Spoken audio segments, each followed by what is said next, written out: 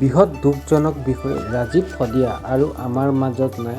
স্বৰ্গীয় ৰাজীৱ শদিয়া বুলি ক'বলগীয়া হৈছে, কিয়নো তেওঁ আমাৰ মাজত নাই। সকলোকে এৰি তেওঁ পৰ দেশলৈ গুচি গ'ল। এনে এটা দুখজনক বিষয় আপোনালোকৰ কাষলৈ আকৌ উত্থাপন কৰিবলৈ গৈ আছোঁ, কিয়নো ৰাজীৱ শদিয়াৰ বাসগৃহত উপস্থিত হয় জনপ্ৰিয় শিল্পী ভৃগু কাশ্যপ উপস্থিত হয়। আচলতে তেওঁ সেই সময়ত বৃহতে দুখজনক বিষয় আচলতে ৰাজীৱ শদিয়াৰ ফটোৰ আগত কেনেধৰণে তেওঁ এটা সময় পাৰ কৰিলে ভিডিঅ'ৰ মাধ্যমেৰে আপোনালোকক দেখুৱাবলৈ চেষ্টা কৰিছোঁ। এজন শিল্পীয়ে এজন শিল্পীৰ কাৰণে সেৱা প্ৰাৰ্থনা জনাইছে, কিয়নো এনে দশা আচলতে কাৰো লগত নহয়। ভিডিঅ'ৰ মাধ্যমেৰে এনে দৃশ্যসমূহ দেখি মন ভাগি যায়, তথাপিও দেখুৱাবলৈ বাধ্য, কিয়নো এনে শিল্পী আমাৰ মাজত জীয়াই থাকক বুলি এনেসমূহ ভিডিঅ' আপোনালোকৰ কাষলৈ লৈ আহিছোঁ। ৰাজীৱ শদিয়া মৃত্যু হ'লেও তেওঁৰ স্মৃতিসমূহ আমাৰ মাজত জীয়াই থাকিব।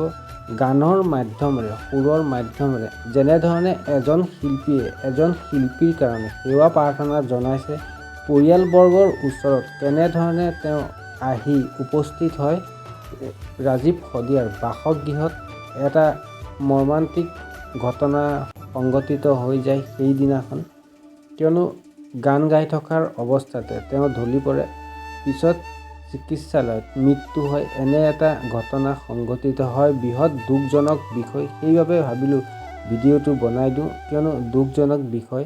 তেওঁ যেতিয়ালৈকে জীয়াই আছিলে জাতি মাতিৰ বাবে গান গাই গৈছিলে। আচলতে চিন্তা কৰিব, শেষ মুহূৰ্তলৈকে তেওঁ গান গাই গাই নিজৰ জীৱন দি দিলে। এনে এজন শিল্পী আমাৰ মাজত আজি নাই। এনে শিল্পীসমূহৰ কাৰণে কি কৰা উচিত কমেণ্টত জনাবলৈ নাপাহৰিব। এজন শিল্পীৰ কাৰণে আজি এজন শিল্পীয়ে, বিভিন্ন শিল্পী আহিছে, কিন্তু আজি আপোনালোকৰ কাষলৈ লৈ আহিছোঁ এজন শিল্পী ভৃগু কাশ্যপ। তেওঁ আহিছে ৰাজীৱ শদিয়াৰ বাসগৃহলৈ, পৰিয়ালবৰ্গৰ লগত আলাপ আলোচনা কৰিছে আৰু ৰাজীৱ শদিয়াৰ ফটোৰ আগত বহুত দুখ মনেৰে সেৱা প্ৰাৰ্থনা জনাইছে, যাতে এনে ঘটনা কাৰোৰ লগতে নহওক।